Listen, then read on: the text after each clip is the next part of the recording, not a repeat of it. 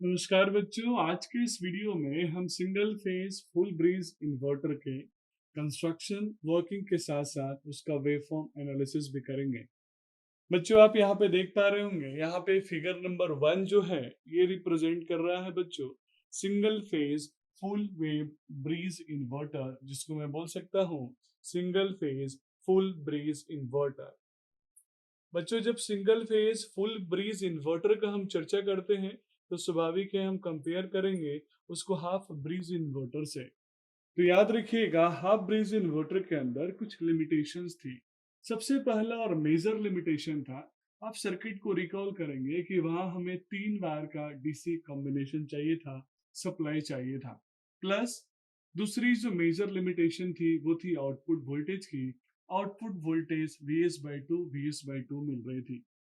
तो हमने सीधे हाफ वेव से डबल करने की कोशिश की फुल वेव में, और इसीलिए यहाँ पे जो नंबर ऑफ थारिस्टर्स और नंबर ऑफ डायोड है वो डबल है as compare to half wave inverter. वहां 2 थारिस्टर्स थे T1 एंड T2, यहाँ दो के जगह पे हमने 4 थारिस्टर्स लिए T1, T2, T3 and T4। बच्चों, जब हम T1, T2, T3, T4 को आपस में कोरिलेट करेंगे तो इसमें कुछ कॉम्बिनेशन सीरीज में होंगे, कुछ कॉम्बिनेशन पैरेलल में। सिंपल तरीके से शायद आपको T1, T4 सीरीज में तब दिख रहा हो जब लोड डिस्कनेक्टेड है, लेकिन यहाँ पे T1, T2 सीरीज में तब दिखेगा जब T3, T4 ऑफ होंगे। तो उसके बारे में आगे हम डिटेल में चर्चा करेंगे। बच्चों, यहाँ पे D1, D2, D3 and D4 जो है वो कहलाते हैं फ्लाईबैक डायोड्स। तो ये D1 हो गया, ये D4 हो गया बच्चों, ये D3 हो गया और साथ में ये D2 हो गया। अब हम लोड की बात करेंगे तो लोड हम आर ले सकते हैं, आर ले सकते हैं। लोड के अक्रॉस मैंने मान लिया V0 वोल्टेज अपीयर हो रहा है, और लोड में जो करंट हो रहा है वो I0 फ्लो हो रहा है terminal A to terminal B. Terminal A मैंने T1, T2 और T1, T4, और टर्मिनल बी मैंने T3, T2 के करस्पॉन्डिंग कनेक्ट किया है।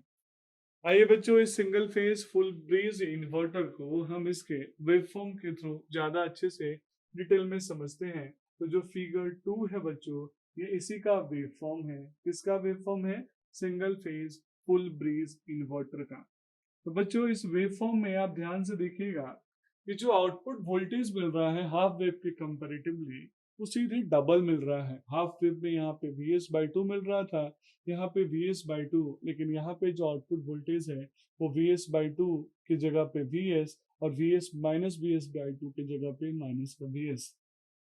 दूसरा जो मेजर अचीवमेंट है, क्योंकि नॉर्मली हमारे दिमाग में आता है कि सर हाफ वेव को जब हमने फुल वेव में कन्वर्ट किया तो नंबर ऑफ थारिस्टर्स डायोड सीधे डबल हो गए, तो वोल्टेज भी डबल हुआ और पावर 4 गुना बढ़ जाता है। पावर हैंडलिंग कैपेसिटी 4 फोल्ड बढ़ने की वजह से इसको हम मेजरली प्रीफर करते हैं as compare to half wave, specially जब हमें हाई पावर एप्लीकेशन की जरूरत हो। बच्चों, T1 और T2 को एक साथ मैं ट्रिगर करूंगा तो आप देखिएगा, मैंने T1 और T2 को ट्रिगर किया। T1, T2 को ट्रिगर करते ही जब ये प्लस और माइनस अपीयर होगा इसके अक्रॉस, तो T1, T2, T3, T4 forward bias में जा रहे हैं, साथ में D1, D2, D3, D4 ये रिवर्स बायस में जा रहे हैं। तो देखिएगा, मैं यहाँ पे T1 और T2 को ट्रिगर कर रहा हूँ, और ट्रिगर करने के लिए मैं गेट पल्स दूंगा IG1 T1 के लिए, IG2 T2 के लिए। अब जैसे ही मैं ट्रिगर करूंगा मुझे इसका क्रॉस वोल्टेज मिलना स्टार्ट होगा, और जब ये कंडक्ट करेगा बच्चों, उस कंडीशन में जो सप्लाई वोल्टेज Vs वो अपीयर होगा क्रॉस लोड। तो जो लोड का वोल्टेज होगा V0 वो होगा प्लस का Vs। तो आप देखिए, T/2 टाइम पीरियड के लिए यानी हाफ टाइम पीरियड के लिए ये रहा 0, ये रहा T/2, ये रहा टोटल टाइम पीरियड T, ये रहा 3T/2, और ये टाइम रहा बच्चों 2T। ये आप सबके लिए कॉमन ले सकते हैं।